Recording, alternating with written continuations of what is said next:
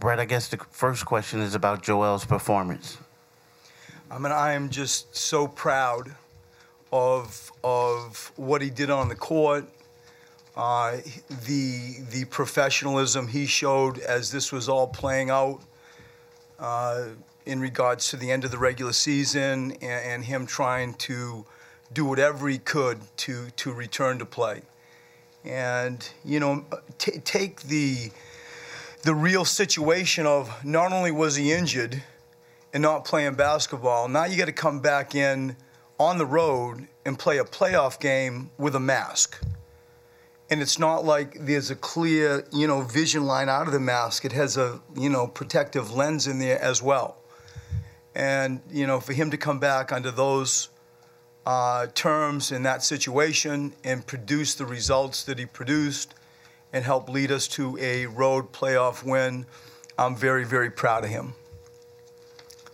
I think at one point earlier this season, closing out fourth quarters was a big thing that you guys were working on. Can you kind of walk us through how you saw things came together and what that says about the growth of the team now to do that on the road and close a game out like that?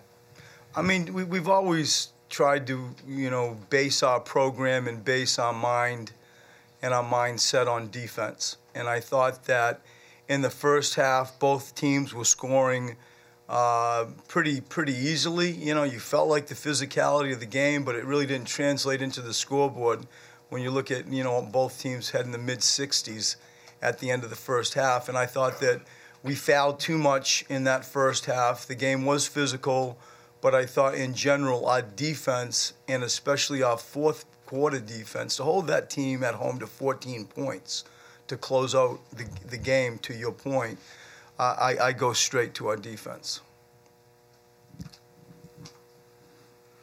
Brett, can you also talk about how your team responded to the physical play? I mean, I give so much credit to the Miami Heat in regards to their culture. I respect their culture, and I certainly respect their history.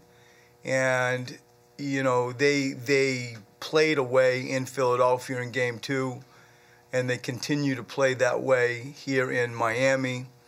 And I was proud of our team where we accepted the physicality in a way that I felt was technically fundamental. I thought we created leads well. I thought that we were strong with the ball.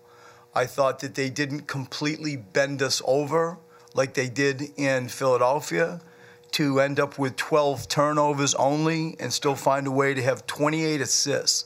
And I think that 5 guys had 4 assists or more. Those are massive numbers and to me, statement numbers against a very physical Miami Heat team. And so you asked the question about how do we respond. We did a pretty good job. We did better than we did in Philadelphia, and we're going to need to continue to improve handling their pressure. Brett, I know your young core guys, this is their first go-around in an NBA playoff scenario, but do you feel like Dario's experience internationally and in other high-level competitions has helped him thrive in this environment? I definitely do, and we've spoken a little bit about this in Philadelphia. I know I coached in FIBA basketball for 17 years, and I know the environment that he has played in FIBA basketball. The EuroLeague is high-level basketball. Playing in the Olympic Games is high-level basketball. Playing in the European Championships, high-level basketball. World Championships, high-level basketball. He's been groomed since he was 14 to play basketball. He's from a basketball family. He has played, not on our shores as much as I just said internationally, and all those experiences have added up. And to him pretty much handling this moment. Like, he's not fazed by the moment. And I thought tonight there was a toughness, there was a skill package. You could see the passion that he had just with his facial expressions and his body language coming off the floor. I thought he was fantastic tonight. Brett, to that end, I know you guys were really excited when you got Marco a couple months ago. When you got him, I'm sure you envisioned certain things, but did you envision that he would become this much of a key and be this good for you? I did not. And I've known of Marco Belinelli for a long time. And as I've said in many press conferences, his last 3 coaches are my friends, and so I feel like, scouting him and watching him and then, downloading my friends who coached him, you had a pretty good snapshot of who he was.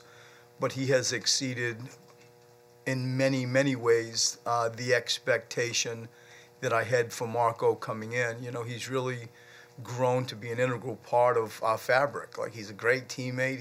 He's accepted, defensive criticism and us like biting him on defense and letting him have a freedom offensively. And he really tonight, I thought was excellent. And for that, I decided to ride him out, and have him finish the game because of his performance.